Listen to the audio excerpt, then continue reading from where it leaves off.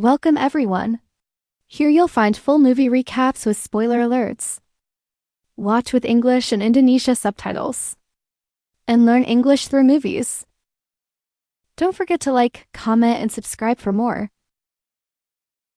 Cowboys confront a mysterious alien civilization determined to wipe humanity off the face of the earth. The man opens his eyes, slowly regaining consciousness. A deep wound cuts across his side, and a strange metal bracelet hangs from his left wrist. Nearby, he finds a photograph of a woman he doesn't recognize. He tries smashing the bracelet with a rock, but it won't budge. Suddenly, he hears the thunder of hooves. 3 riders with a dog are closing in. They move to capture him, but the stranger is far more dangerous than they expected. In a matter of seconds, he brutally takes them all down.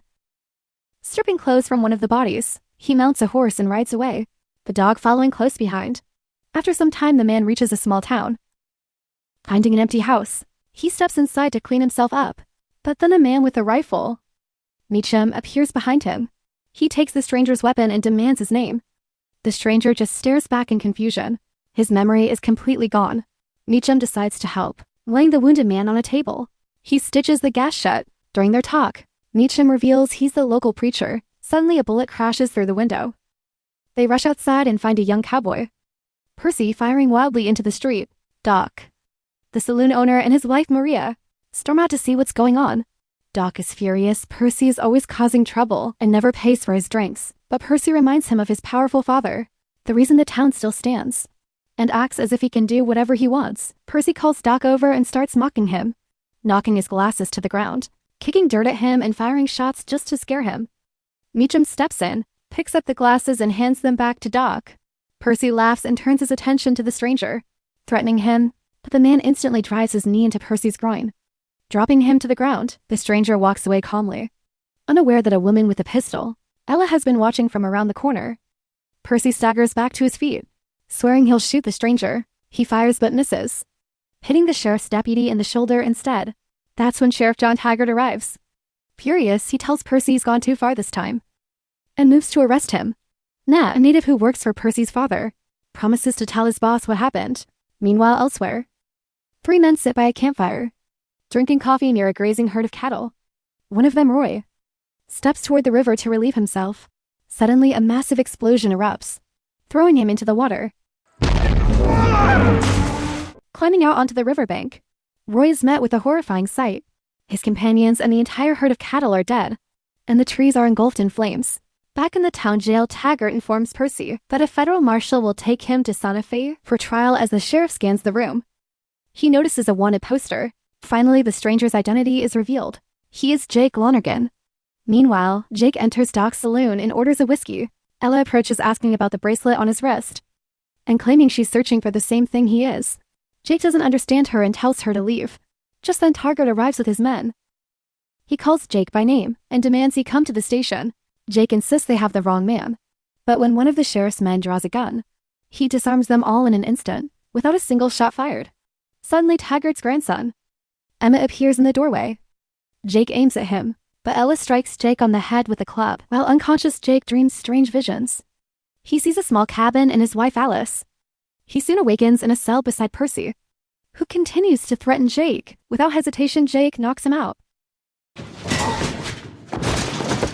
At the site where the cattle were slaughtered, Woodrow Dollarhide, Percy's father, threatens Roy, demanding answers about the fate of 2 missing men in the herd. Just then, Nat and a companion ride up with news that Percy has been arrested. Woodrow orders his horse to drag Roy across the ground, then heads to town to get his son out of the jail. Jake asks what he's being charged with. Hagrid rattles off a heavy list: arson, assault, slaughter, robbery. Hagrid then takes Jake out, putting him in a wagon alongside Percy for transport to Santa Fe to stand trial. Ella tries speaking to Jake through the bars, but he tells her to leave. Suddenly, Woodrow arrives at the jail with his men. He demands that Taggart release his son, and he also intends to deal with Jake, who he claims robbed his gold shipment. But before the standoff can escalate, everyone notices strange lights in the sky. Jake's bracelet begins, emitting a series of unusual beeps. Moments later, alien ships appear, swooping toward the town and opening fire on buildings and people. Chaos erupts from the ships. Cables drop down, snatching people into the air. Maria is pulled aboard right in front of a stunned Doc. A wagon tips over. Hagrid tries to save Emmett, but is himself yanked skyward. Without warning, Jake's bracelet activates, projecting a mysterious hologram onto the back wall of the wagon. Only this time it works as a weapon. Jake breaks free and walks away calmly.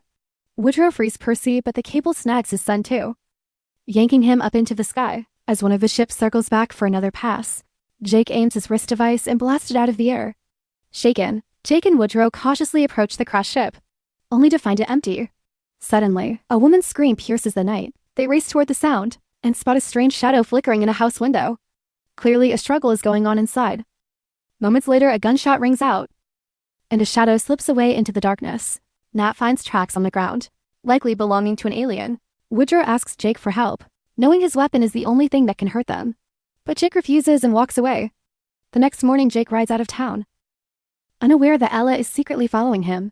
Back in town, Meacham preaches to a small gathering. While Doc tends to the wounded, Jake catches Ella, pulling her off her horse and demanding answers. She admits that aliens destroyed her people too, and that Jake can help her find them, but he orders her to stay away from him. Meanwhile, Woodrow rallies the townsfolk to search for the alien ship and the missing residents. Doc says he's going to look for his wife. Emmett joins the group bringing his dog, and Ella tags along as well. Jake, meanwhile, reaches a small cabin with a gaping hole in the roof. Inside, a memory floods back. He's speaking with his wife, the same woman from the photograph, showing her a stash of gold coins meant to fund their new life. Suddenly, the coins start to shake and transform into a golden beam that blasts through the roof. A cable drops down from above and carries her away.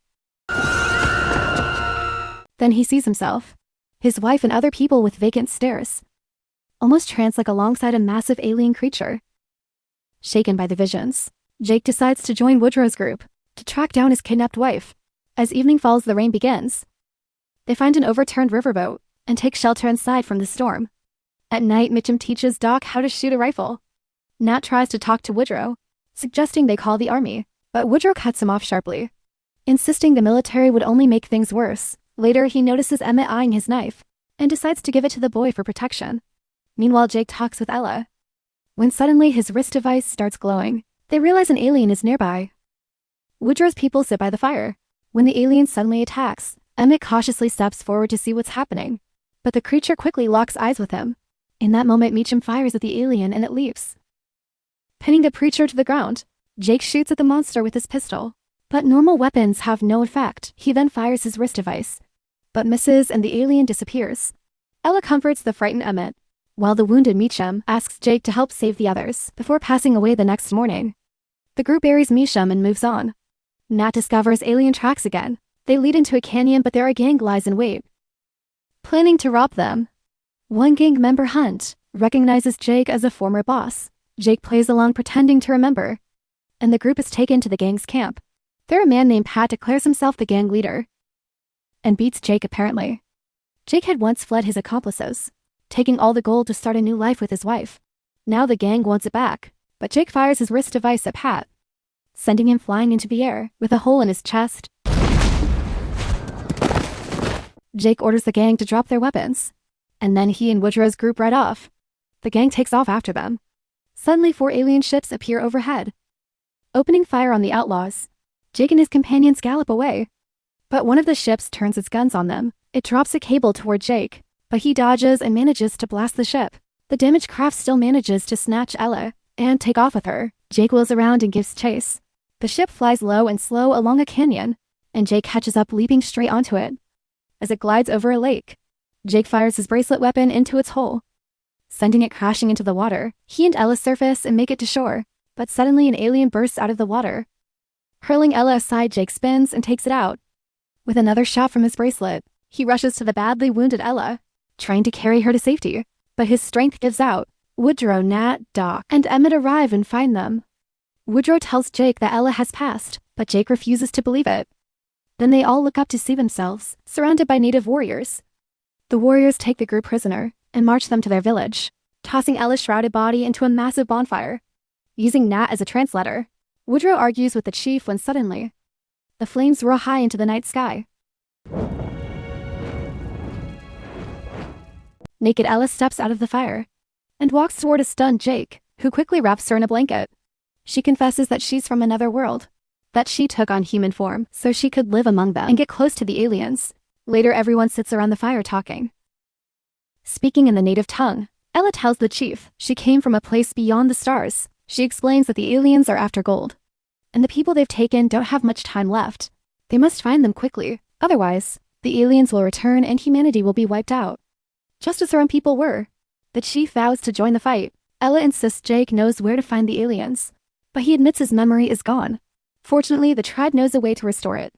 The natives give Jake a traditional medicine, and memories come flooding back. He sees himself inside the alien mothership. One of the creatures operates on his wife, then burns her body. The alien turns to him, driving a laser tool into his side. But Jake breaks free, slashes the creature's face, and steals its bracelet. He remembers escaping the mothership, and now he knows exactly where it is. The natives, Jake, Woodrow, and the others set out toward it. They watch from a distance as the massive craft looms over the landscape, and then they spot 2 ships flying inside. It's clear they don't have nearly enough people to take on the aliens as they debate how to get aboard the ship. Emmett spots Jake riding off. Everyone assumes he's just run away. At the bandits' camp, Hunt and a man named Bull are arguing over their stolen gold. When Jake rides in, he convinces them to join him this time to fight the aliens, otherwise, they'll be wiped out too. Back at the mothership, the chief refuses to let Woodrow command his warriors. Nat tells the chief that Woodrow is a good man and a skilled fighter. Woodrow asks Ella to translate, and when he hears how highly Nat speaks of him, he softens his opinion of the younger man. The chief wonders why such a fine warrior has no men of his own. Before anyone can answer, Jake arrives with his old gang in tow. Now they finally have a fighting chance. That night, the natives perform a war dance. Ella quietly tells Jake she won't be staying long. But before she can say more, he pulls her close and kisses her. The next day, they ride out toward the mothership. Ready for battle, the natives take the high ground, while Jake and a small group approach from below. Jake, Hunt, and a man named Brawl climb to the front of the ship. With sticks of dynamite, Jake lights the fuses and tosses them into the entrance, before they quickly scramble back down. As they run, a powerful explosion shakes the air, and aliens pour out of the ship. Opening fire, the fight turns fierce. Meanwhile, Jake and Ella find an entry point. Underneath the mothership, moving through a tunnel, they discover where the aliens are mining gold. Outside, the battle rages. One alien knocks Woodrow off his horse, aiming to finish him. When Nat's lasso whips around the creature, the alien yanks Nat to the ground and bites his neck. Woodrow fires at the creature, but it's Doc who lands the killing shot. Right before he dies, Nat tells Woodrow he'd always dreamed of fighting alongside him. Woodrow replies that he'd always wished for a son like Nat. Woodrow's group and the native warriors keep battling the aliens. Jake and Ella make their way onto the mothership, where all the prisoners are held in a trance. Like State, Ella warns him not to look at the light, but he glances up anyway moments later. She fires at a massive glowing orb, spilling its liquid onto the floor. The captives begin to wake from their hypnosis. Jake and Ella start untying the prisoners. Jake then rushes off to fight the aliens, while Ella continues freeing people. When a group of aliens closes in, Jake blasts them with his bracelet weapon. More and more pour in through a tunnel, and he cuts them down one after another. Ella returns to tell him all the prisoners are free, then heads back toward the ship. Jake follows. Outside, Emmett watches the raging battle. His dog barks, drawing the attention of an alien that starts moving toward him. The boy scrambles to hide in a small crack in the rocks, but the creature finds him. Just as it reaches for him, Emmett plunges the knife he'd been given straight into the alien and killing it. Inside the ship, Jake finds Ella. She tells him she can destroy the vessel if she gets the bracelet to the core and detonates it. She kisses him, and the bracelet slides from his wrist into her hand. She quickly reprograms it, steps into a portal, and says goodbye. Jake moves to follow, but an alien opens fire, forcing him to retreat outside. An alien knocks the chief to the ground, but Woodrow guns it down just in time, saving the man's life. Emmett peers through a telescope and sees the freed prisoners pouring out of the ship. Inside, Ella crawls through a tunnel toward the core. Meanwhile, Jake discovers the ship's gold mining operation, the source of its energy reserves. Suddenly, the same alien Jake had wounded during his escape grabs him from behind and slams him onto a table. Just as it's about to operate on him, Woodrow appears and shoots it in the back. Jake springs up and fires too, and together they finish it off. Then Jake blasts the gold processing machinery, setting off a chain of explosions. The two of them run for their lives.